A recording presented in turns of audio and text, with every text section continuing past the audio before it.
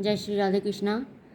आज मैं आपको माँ सरस्वती की पूजा, उनकी स्तुति और उनके कवच की महत्ता के विषय में बताऊंगी। और सर्वप्रथम माँ सरस्वती की पूजा किसने की और उनका प्रादुर्भाव कैसे हुआ। तो आप इस मंगलदानी और कल्प वृक्ष तरु के समान फल देने वाली और समस्त कृपा बरसाने वाली इस सरस्वती की कथा को आप ध्यान से सुनिए।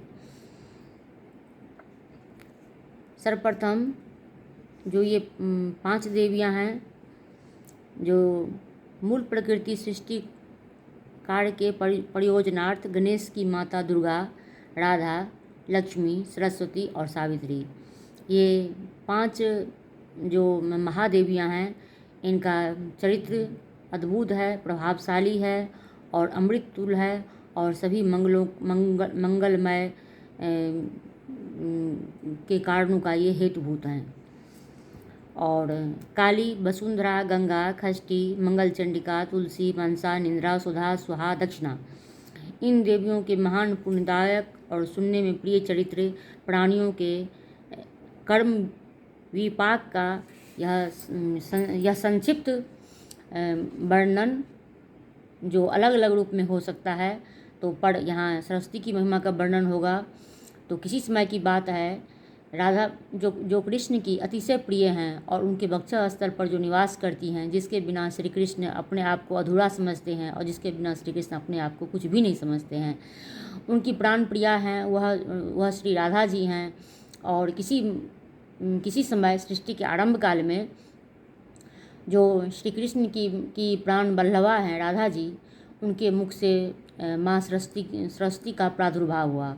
और जब माँ सरस्वती की उत्पत्ति हुई तो वह तत्क्षण ही श्री कृष्ण पर वह मोहित हो गई।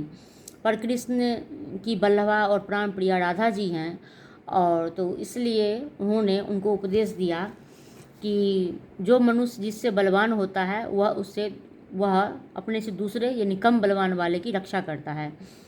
किंतु यहाँ राधा बहुत ही बलवान हैं, जो मेरे ही में समान हैं और किंचय किसी भी तरह की उससे मुझ में तनिक भी कमी नहीं है। तो मैं उसके रहते मैं तुम्हारी कोई भी रक्षा नहीं कर पाऊँगा। अतः तुम विष्णु लोक को चले जाओ, वहाँ उनकी भार्या जो मेरे ही अंश हैं, उनकी भार्या लक्ष्मी जी हैं, और वहाँ तुम उनकी पत्नी बनना और तुम वहाँ सुखपूर्वक रहोगी तो वो तुम्हारी रक्षा कर पाने में समर्थ होंगे, पर मैं तुम्हारी रक्षा कभी भी नहीं कर पाऊँगा। इस तरह से उन्होंने उन्हें वैकुंठ में जाने की सलाह दी और विष्णु जी को पति बनाकर सुखपूर्वक रहने की उन्हें सलाह दी और आज्ञा दी। तो ये तो पूर्व की बात हुई, किंतु जो उनकी पूजा किस तरह से हुई, अब इसमें कन्फ्यूजन ये है कि सरस्वती जी ब्रह्मा की पत्नी हैं और सावित्री भी ब्रह्मा की पत्नी हैं। क्योंकि यह अलग अलग कल्प में अलग अलग सब रूप होता है, तो इसलिए इसमें विभेद नहीं। उन्होंने केवल सलाह दी कि वह कृष्ण हैं और कृष्ण से विष्णु, और वैकुंठ में जो रहते हैं विष्णु हैं, जो क्षीर सागर में रहते हैं वो भी महाविष्णु हैं, लेकिन वो कृष्ण के पुत्र हैं। तो इसमें बहुत सारा भेद है और इसको समझने के लिए बहुत बारीक ज्ञान की आवश्यकता होती है, इसलिए इतना भेद में आपको नहीं पढ़ना है। जो कृष्ण ने कहा वो मैं बता दिया, उतना ही समझे आप। लेकिन जो सरस्वती हैं वो ब्रह्मा जी की पत्नी हैं, जो राधा से सरस्वती और सावित्री उत्पन्न हुई हैं, जो दोनों ही पत्नियां ब्रह्मा जी की हैं। सावित्री तंत्र मंत्र की अधिष्ठात्री देवी मानी जाती हैं और सरस्वती वाक और विद्या की अधिष्ठात्री देवी मानी जाती हैं। और ये दोनों कृष्ण की जो प्राण प्रिया हैं राधा जी से दोनों उत्पन्न हुई हैं। और किसी समय की बात है, किसी 100 मनवंतर में श्री कृष्ण और राधा जी विहार कर रहे थे, तो उनसे एक पुत्र की उन्हें प्राप्ति हुई। किंतु तत्क्षण ही राधा जी ने दुखी होकर उस पुत्र को ब्रह्मांड के गोलक में फेंक दिया, जो क्षीर सागर के समुद्र में जाकर वह बालक चला गया और ब्रह्मा जी के जीवन पर्यंत तक वो वहीं रहा। चूँकि सृष्टि अब यहाँ पर भेद में समझा देती हूँ कि आपको ये कन्फ्यूजन नहीं हो कि सरस्वती जी विष्णु जी की भार्या कैसे बन गई, फिर वो ब्रह्मा जी की कैसे बन गई। क्योंकि इस सृष्टि का कई बार निर्माण हुआ है और कई बार यह सृष्टि का विघ्न भी हुआ है। तो किसी बार सृष्टि का जब हुआ तब कृष्ण ने उनको इस तरह से समझाई, फिर तो किसी और बार जब सृष्टि का जब प्रादुर्भाव हुआ तब वो ब्रह्मा जी की भार्या बनी। तो इस तरह से आप इस बात को समझें कि सृष्टि को ये नहीं कि एक ही बार चली आ रही है बस चली आ रही, इस सृष्टि का कई बार प्रलयकारी विनाश हुआ है और कई बार इस सृष्टि का सृजन भी हुआ है। तो अलग अलग समय की बात है। तो जब राधा जी को एक पुत्र की प्राप्ति हुई तो उन्होंने ब्रह्मांड के गोलक में उस पुत्र को तत्काल ही दुखी होकर फेंक दिया। तब श्री कृष्ण भगवान ने उन्हें शाप दे दिया कि हाहाकार कर उठा उनका हृदय उनका विदीर्ण हो गया, दुख से आहत हो गया। और उन्होंने कहा कि आपने ये क्या कर दिया, क्या आपके भीतर ममता नहीं, आपके भीतर दया नहीं, आपके भीतर करुणा नहीं, आपने इस तरह से ऐसे कैसे कर दिया। तब उन्होंने शाप दिया कि हे देवी, आप और आपसे उत्पन्न जो भी देवियाँ होंगी वह उन्हें कोई भी संतान की प्राप्ति नहीं होगी, लेकिन आप और आपसे उत्पन्न देवियाँ जो किसी भी देवता की भार्या या पत्नी होंगी वह सदैव चिर और ना रहेंगी। इस तरह से सरस्वती, सावित्री और राधा जी को मतलब ये जो कृष्ण धरती पर आए इसकी बात नहीं बता रही हूँ मैं, किसी भी सृष्टि काल की बात बता रही हूँ। तो उनको इन तीनों को कभी भी कोई संतान की प्राप्ति नहीं हुई। अब सर्वप्रथम श्री कृष्ण ने ही सरस्वती जी की पूजा की। प्रत्येक ब्रह्मांड में माघ शुक्ल पक्ष पंचमी तिथि को विद्या आरंभ करने के अवसर पर मनुष्य, मनुगण, देवता, मुनिंद्र, मुमुक्षुजन, वसु, योगी, सिद्ध, नाग, गंधर्व और राक्षस, ये सब श्री कृष्ण ने कहा कि ये मेरे बल के प्रभाव से आज से लेकर और प्रलय पर्यंत यानी कि सृष्टि के अंत होने तक प्रत्येक कल्प में भक्तिपूर्वक षोडशोपचार विधि से पूजा अर्पण करके जो भी माँ सरस्वती की पूजा अर्पण करेगा, उत्कृष्ट इस पूजा को संपन्न करेगा, निश्चित रूप से वह विद्या की प्राप्ति करेगा, वह कविंद्र होगा, वह लेखाकार होगा, वह अच्छा वक्ता होगा और यश गान का वह भागी होगा। तो इस तरह से और उन्होंने एक बात और भी बताई। उन्होंने कहा कि जितेंद्रियों को संयम रखकर और कर्म शाखा में इस सरस्वती के विधि विधान यानी पूजा की विधि विधान षोडशोपचार जो पूजा है इसका कर्म शाखा में बड़ी सुंदर से उल्लेख है इस चीज़ का। तो उन्होंने ये भी कहा कि इसमें सरस्वती का जो सरस्वती की, जैसे हम दुर्गा सप्तशती का पाठ करते हैं तब पहले हम कवच का पाठ करते हैं, तब मूल पाठ को आरंभ करते हैं। इसी तरह किसी भी देवी का जब आप षोडशोपचार विधि से पूजा करेंगे तो आपको कवच पाठ उसमें करना निश्चित होता है। तो सरस्वती जी की जो पूजा होती है तो उसमें जब विधि विधान से हम पूजा कर रहे होते हैं तो देवी का कवच होता है, तो सरस्वती जी का भी कवच है। अब इसमें इस समझिए कि सरस्वती कवच का क्या महत्व है। सरस्वती कवच का ये महत्व है कि जैसे आप किसी सिद्ध पुरुष के पास जाते हैं और आपको कोई विभूति या कोई पुष्प को वह गांठ लगाकर आपको देते हैं और आपको बोलते हैं कि आप इसको यंत्र में किसी भी डिब्बी में धारण करके आप गले में अथवा बाजू पर पहन लें तो आपका कल्याण होगा। तो ठीक इसी प्रकार से यदि सरस्वती पूजा के दिन तन मन और कर्म से, वचन से, मन से और विधि विधान से और सात्विकता पूर्वक और बहुत अच्छे ढंग से यदि विधि विधान से माँ सरस्वती की उपासना करें और कवच को पढ़कर और कवच को अपने हाथ से लिख कर अगर उसको जल, पुष्प, धूप, गंध इत्यादि अर्पित करके और माँ सरस्वती को साक्षी मानकर उस पर्चे को अगर वह धागे में बांध कर किसी सोने की डब्बी में, सोने के यंत्र में उसको बांध दे, मतलब उसको बंद कर दे और गले में अथवा दाहिने बाजू पर अगर वह धारण कर ले और अगर वह माँ सरस्वती का उपासक हो तो निश्चित रूप से उसको वो सब कुछ मिल जाएगा जो वो चाहता है। वह सिद्ध कवच मंत्र सिद्ध हो जाएगा पूजा करने के बाद और वह सब कुछ पा जाएगा जो वह चाहता है। वो जो वह चाहता है मतलब सकारात्मक तरीके से, जो सकारात्मक वे में, मतलब आपको विद्या चाहिए, आपको वक्ता बनना है, आपको लेखाकार बनना है, कवि बनना है, आपको बड़े बड़े ग्रंथ इत्यादि लिखना है या पढ़ना है, तो इस तरह से आपकी स्मरण शक्ति तेज होगी, आपकी मेधाविता बढ़ेगी इस देवी कवच के पाठ से। तो इस तरह से भगवान श्री कृष्ण ने सभी लोगों के द्वारा पूजित उन भगवती माँ सरस्वती का पूजन किया। तत्पश्चात ब्रह्मा, विष्णु, शिव, अनंत, धर्म, सनकादि, मुनीश्वर, देवता, मुनिगण, राजा, मनुष्य इत्यादि सब लोगों ने सरस्वती की उपासना वो तब से करने लगी और सर्वत्र तीनों लोक में पृथ्वी पर सभी प्राणियों के द्वारा तब से ये सरस्वती पूजा अर्चना प्रारंभ हुई। सरस्वती की पूजा अर्चना में उनके प्रसाद के लिए क्या क्या होना चाहिए? उनके प्रसाद, माँ सरस्वती को सफ़ेद पुष्प, सफ़ेद प्रसाद, सफ़ेद वस्त्र, सफ़ेद माला इत्यादि उन्हें बहुत ही पसंद है। और जैसे मक्खन, दही, दूध, धान का लावा और जैसे जैसे गन्ने का रस, सफ़ेद मिष्टान, और उसके बाद अक्षत जो हम अर्पित करते हैं देवी देवताओं की पूजा में, अक्षत का जो वस्तुतः जो मूल स्वरूप है कैसा होना चाहिए? सफ़ेद धान का, और सफ़ेद वह चावल जो बनता है उसमें एक भी दाना उसका टूटा हुआ नहीं होना चाहिए, नहीं साबुत होना चाहिए। वह अक्षत सर्व शुद्ध और सबसे सुंदर, बढ़िया और पवित्र माना गया है। और इस तरह से घृत में पकाकर शुद्ध पकवान, और उसके बाद चावल से बना हुआ खीर इत्यादि, और समय का ऋतुफल, पका हुआ केला इत्यादि आप माँ सरस्वती को अर्पित कर सकते हैं।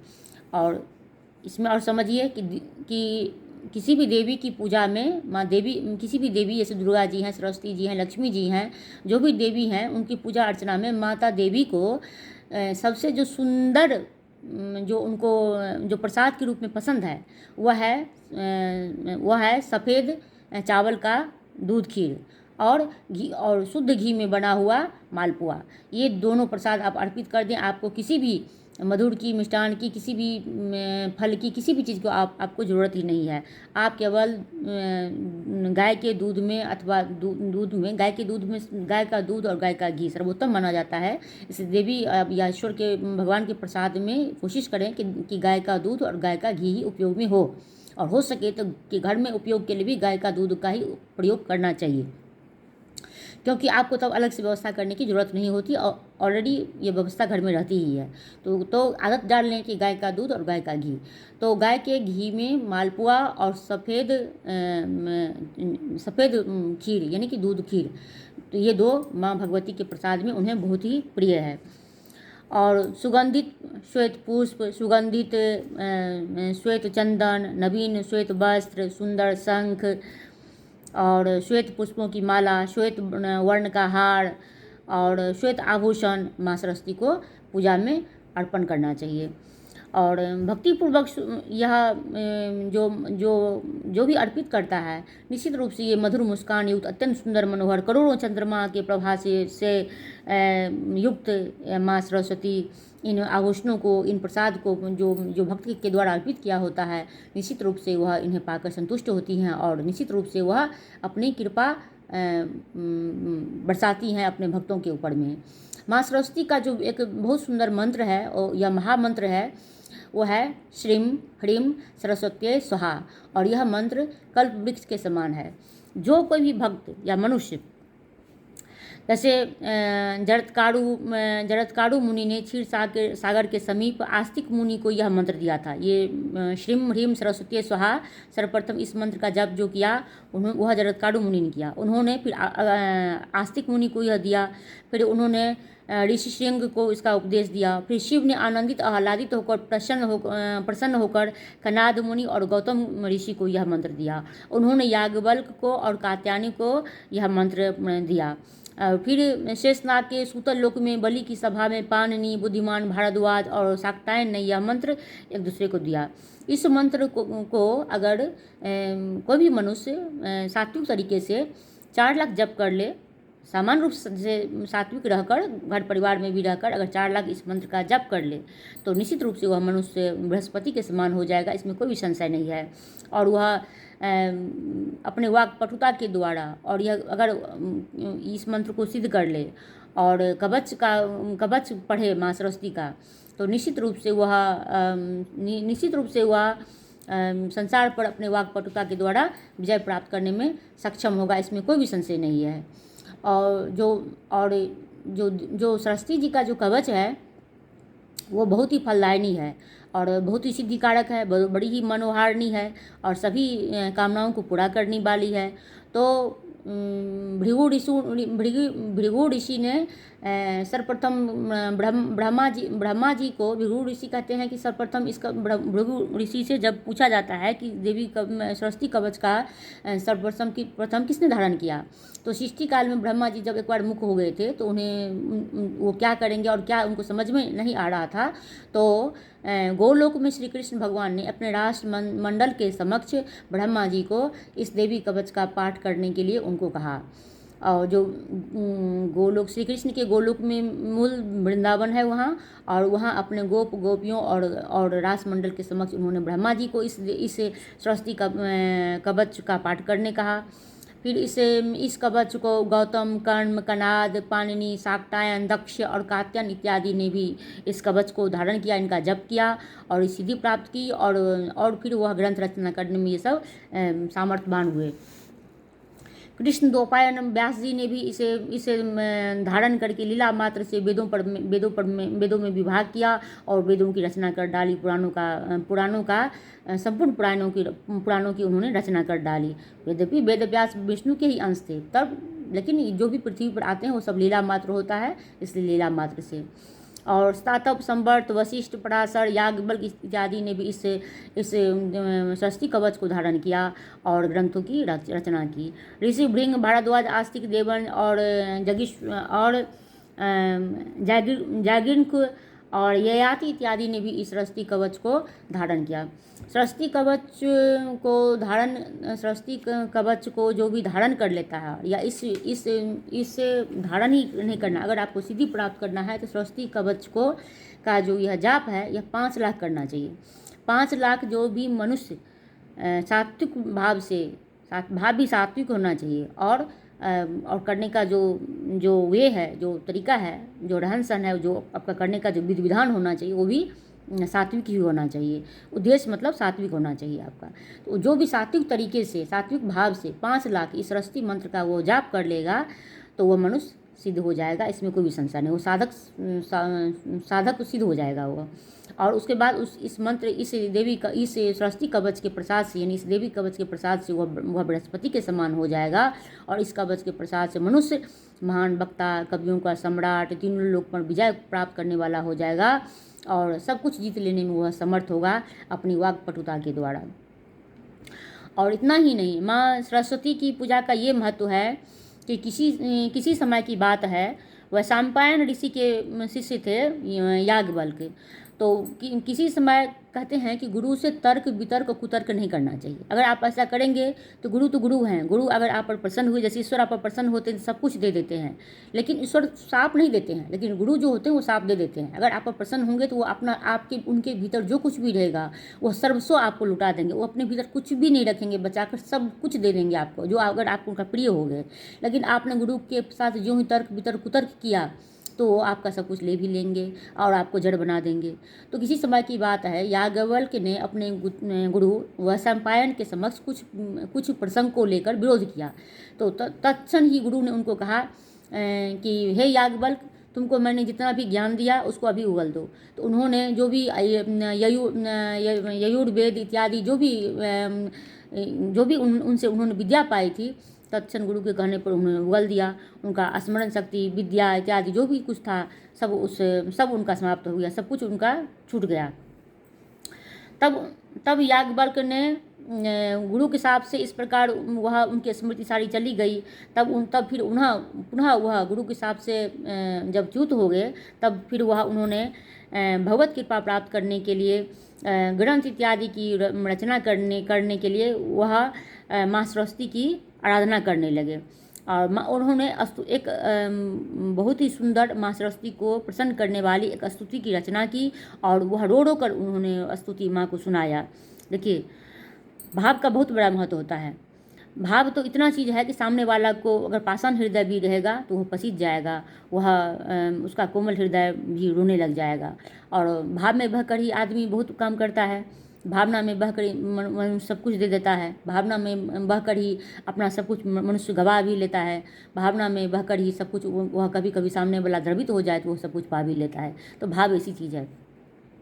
और भगवती या ईश्वर के समक्ष जब आप पूजा करते हैं आर्त भाव से, करुणा भाव से, आप कोमल भाव से, आप सहृदय भाव से, जब भाव विहुल होकर जब आप उनसे स्तुति करते हैं, प्रार्थना करते हैं, तो माँ जगदम्बा के लिए कोई भी चीज़ ऐसा नहीं होता कि उनके लिए आपको देना अदेय हो। वो सब कुछ दे सकती हैं, आपको सब कुछ देती भी हैं। वो इस तरह से अपने गुरु के द्वारा वापस लिए हुए स्मृति और विद्या से दुखी होकर याज्ञवल्क्य ने माँ सरस्वती के लिए स्तुति की रचना की और भावविह्वल होकर रो कर क्रंदन कर उन्होंने माँ सरस्वती को प्रसन्न करने की सोची।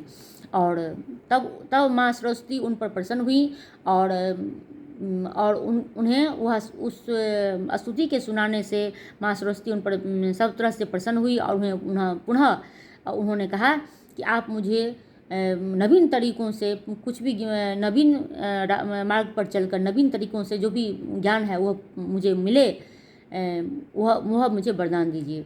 और इस तरह से माँ सरस्वती की कृपा याज्ञवल्क्य को प्राप्त हुई। और माँ सरस्वती की तो ऐसी कृपा है कि आप पूरा ऐंग माँ सरस्वती का जो बीज मंत्र है वो ऐंग है। आप ऐंग में बिंदु नहीं भी लगाएंगे, जो काशी के जो पूर्व नरेश बने कभी, वह उनको जो ऋषि ने श्राप दे दिया था कि वह बीच में टोका टोकी बहुत करते थे, तो श्राप दिया कि जाओ तुम्हारा पुत्र जो है सो जड़ हो जाएगा। फिर उन्होंने श्राप का जब उन्हें अनुनय किया गया तो उन्होंने इसका विमोचन भी ये किया कि ठीक है, ये माँ सरस्वती की कृपा अवश्य प्राप्त करेगा। तो वह ऐंग में बिंदु छोड़कर ऐ करके मंत्र का उच्चारण करने से ही माँ सरस्वती की कृपा प्राप्त कर दिया। तो माँ भगवती तो इतनी ही है कि हमारी छोटी सी गलती को वह कभी भी अपने चित्त से नहीं लगाती हैं। ऐ करके भी वह महान राजा बन गया और माँ देवी का भगवती का कृपा प्राप्त कर लिया। तो इस तरह से याज्ञवल्क्य जी को माँ सरस्वती की कृपा प्राप्त हुई। और इस तरह उतना ही नहीं, वेद व्यास जी ने ग्रंथों की रचना करने से पूर्व 100 वर्ष तक माँ सरस्वती की उपासना की, जबकि वो स्वयं विष्णु का अंश थे। ये सब नाट्य मात्र होता है, जो भी विष्णु के भगवान के जो अवतार होते हैं। तो उन्होंने भी माँ भगवती को प्रसन्न करने के लिए ये की। और उसके बाद ब्रह्मा जी भी ने कृष्ण की आज्ञा से माँ सरस्वती की पूजा अर्चना की। इस तरह से शेषनाग का जब ज्ञान छीन हो गया था तब भी उन्होंने मुख जैसे बन के बैठे रह गए। तब उन्हें भी जब कहा गया तो तब जब कश्यप की आज्ञा से शेषनाग ने माँ सरस्वती की पूजा अर्चना की तो फिर उनका ज्ञान वापस आया। वाल्मीकि जी को जब व्यास जी ने कुछ पूछा तो वो भी मौन व्रत धारण कर लिए। तब उन्हें माँ सरस्वती का स्मरण हो आया। तब उन्होंने फिर वह जो भी व्यास जी ने उनको पूछा तो वाल्मीकि जी ने उनका प्रत्युत्तर दिया। इस तरह से माँ सरस्वती की कृपा जिसको प्राप्त हो जाती है उसके लिए कोई भी चीज़ अदेय नहीं होती है। और इस तरह से याज्ञवल्क्य मुनि माँ सरस्वती याज्ञवल्क्य मुनि से माँ सरस्वती बहुत ही प्रसन्न हुई और उनकी पूजा अर्चना करने से माँ सरस्वती की कृपा इन बहुत सारे ऋषियों को मिला और याज्ञवल्क्य जी को तो विशेष रूप से मिला। और भक्ति भाव से उनका कंधा झुक गया और वह आर्द्र हो गए। और माँ सरस्वती की पूजा अर्चना के समय साष्टांग प्रणाम अवश्य सबको करना चाहिए। पुरुषों को साष्टांग प्रणाम, महिलाओं को नहीं, मतलब स्त्रियों को नहीं, पुरुषों को करना चाहिए। और आर्त भाव से जो भी आप उनसे मांगेंगे वो निश्चित रूप से ही आपको वो प्रदान करेंगी। इस तरह से आर्त भाव से करुणा होकर जब स्तुति गान कर रहे थे याज्ञवल्क्य तो माँ सरस्वती उनसे प्रसन्न हुई और उनका सिर झुक गया, उनका कंधा झुक गया और बार बार वो रो रहे थे। इस बीच ज्योति स्वरूपिणी महामाया सरस्वती ने उन्हें दर्शन दिया और वह मुनि से बोली कि तुम महान कविंद्र हो जाओ। और वह उन्हें आशीर्वचन देकर वह महान कवि हो गए याज्ञवल्क्य जी और ख्याति प्राप्त की और वह अपने धाम को वापस चली गई। तो जो कोई भी मनुष्य याज्ञवल्क्य जी के द्वारा रचित इस आद्र स्त्रोत को जो पढ़ता है, भगवती को सुनाता है या इसका पाठ करता है, निश्चित रूप से वह बृहस्पति के समान तेज वक्ता हो जाता है, कविंद्र हो जाता है और वेद व्यास जी के समान पुराणविद हो जाता है और याज्ञवल्क्य जी के समान कवित्व होता है, कविंद्र होता है और तीनों लोक में ख्याति प्राप्त करता है। और जो कोई भी मनुष्य इसका नियम पूर्वक पाठ करे निश्चित रूप से पंडित, मेधावी और श्रेष्ठ कवि में उसकी गणना हो जाती है। तो माँ सरस्वती की कृपा अनुकंपा प्राप्त करने के लिए माँ सरस्वती के मंत्र का जाप करें, उनका विधिवत पूजा अर्चना करें और निश्चित रूप से माँ सरस्वती की कवच का पाठ करें और सिद्ध करने का मन करे तो सिद्ध भी करें। तो इस तरह से माघ मास शुक्ल पक्ष बसंत पंचमी के दिन सर्वप्रथम श्री कृष्ण भगवान ने माँ सरस्वती की पूजा अर्चना की। तब से लोक विख्यात तीनों लोक में माँ सरस्वती की पूजा अर्चना होने लगी। तो अब मैं अपनी वाणी को विराम देती हूँ और माँ सरस्वती सब पर अपनी कृपा करुणा और दया आदरता सब पर बरसाएँ रखें, सब पर अपनी कृपा करुणा बनाए रखें और मुझ जड़ और मूढ़ पर भी अपनी कृपा करुणा बनाए रखें, ताकि मैं अच्छे से पढ़ाई करूं, अच्छे से पढ़ूं और आपके सबके समक्ष कुछ भी लेकर टूटा फूटा लेकर आऊं, आप उसका श्रवण करें। तो अब मैं अपनी वाणी को विराम देती हूँ। हर हर महादेव, शिव शिव, जय माँ सरस्वती, जय माँ दुर्गा। अगर आपको ये आख्यान अच्छा लगा तो प्लीज़ मेरे चैनल को सब्सक्राइब कर दीजिए। धन्यवाद। हर हर महादेव, शिव शिव, जय माँ दुर्गा, जय माँ सरस्वती।